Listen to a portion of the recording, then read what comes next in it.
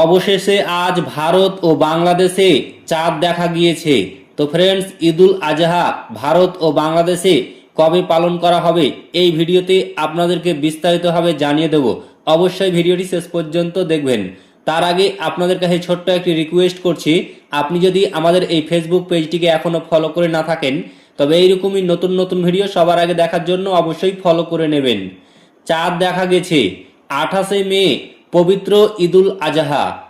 বাংলাদেশ ও ভারতের আকাশে সোমবার পবিত্র জিলহজ মাসের চাঁদ দেখা গিয়েছে। মঙ্গলবার 1447 হিজরি সনের জিলহজ মাস শুরু গণনা হবে। সে হিসাবে জিলহজ মাসের 10 তারিখ অর্থাৎ 28শে মে বাংলাদেশ ও ভারতে পবিত্র ঈদুল আজহা উদযাপিত হবে। সোমবার সন্ধ্যায় জাতীয় মসজিদ বাইতুল মোকাররম সভাকক্ষে জাতীয় চাঁদ দেখা কমিটির সভায় এই সিদ্ধান্ত হয়। জাতীয় মসজিদ বাইতুল মোকাররম মস্ত ইসলামিক ফাউন্ডেশনের সভাকক্ষে জাতীয় চাঁদ দেখা কমিটির এক সভা শেষে ধর্মীয় মন্ত্রী কাজী শাহ মোফাজ্জল হোসেন কায়কোবাদ বলেন, দেশের আকাশে ইতিমধ্যে দেখা গিয়েছে পবিত্র জিলহজ মাসের চাঁদ।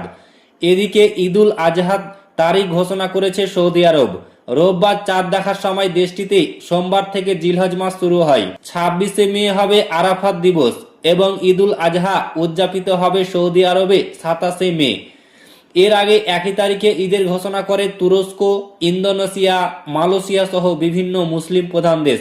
তো ফ্রেন্ডস, বুঝতেই পারলেন, বাংলাদেশ ও ভারতে 28শে মে বৃহস্পতিবার ঈদ পালন করা হবে। ভিডিওটি ভালো লাগলে লাইক করবেন, শেয়ার করবেন এবং ফেসবুক পেজটিকে অবশ্যই ফলো করে নেবেন।